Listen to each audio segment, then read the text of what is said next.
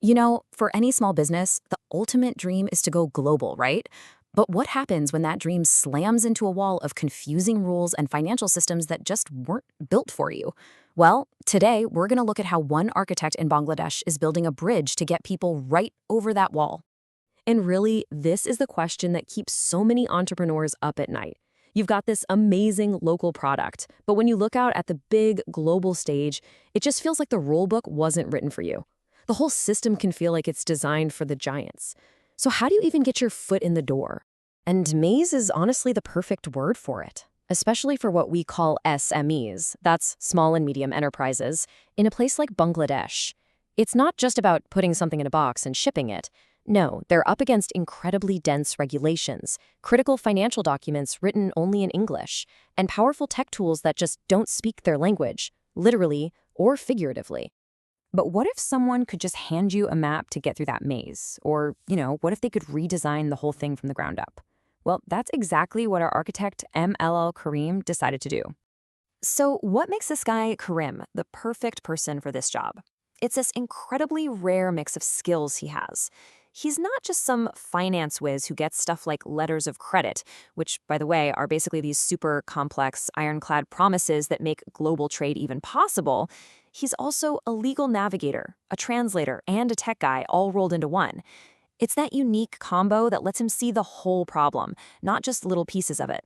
And his fingerprints are all over the place, really.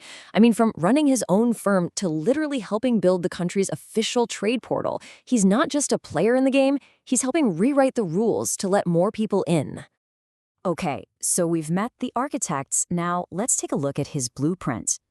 How did he actually build this bridge, connecting local businesses with opportunities around the world? His whole plan really rests on three core pillars. First up, knowledge. Make the complex rules easy to understand by translating everything into both English and Bangla. Second, efficiency.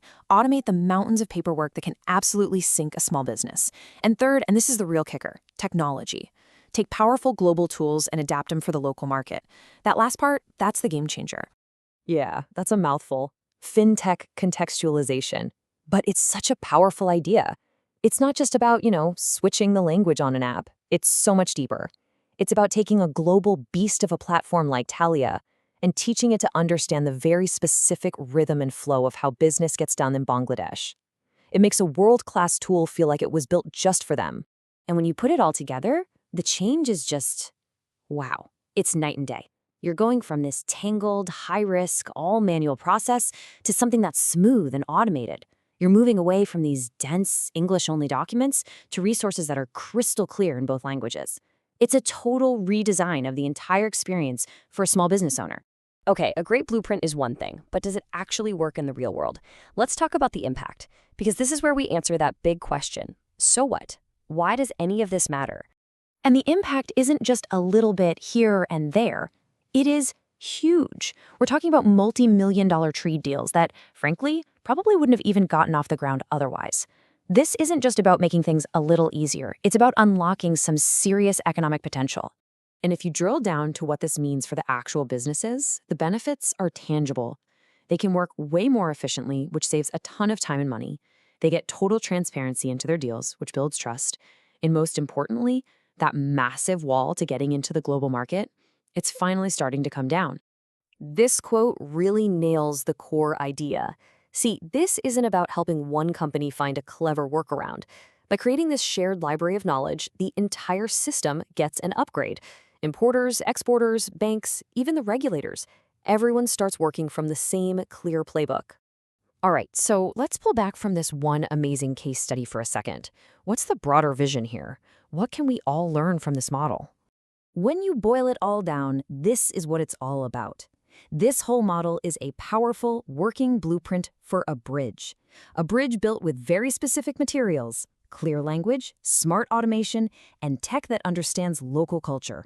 It's proof that you can connect untapped local potential with massive global opportunity. So what are the big takeaways you should remember? Well, first, these giant gaps between the global and the local, they're not impossible to solve. They just need really targeted, thoughtful solutions. Second, real access isn't just about theory. It's about practical stuff, like speaking the language and adapting technology. And finally, it proves that it can sometimes take just one person with the right vision, a dedicated architect, to completely redesign an entire ecosystem. And that leaves us with one final thought to chew on. We've seen how this incredible model works for trade finance in Bangladesh. But think about it. What other complex global industries out there are just waiting for their own local architect to show up, understand the unique challenges, and build that bridge to a much, much wider world?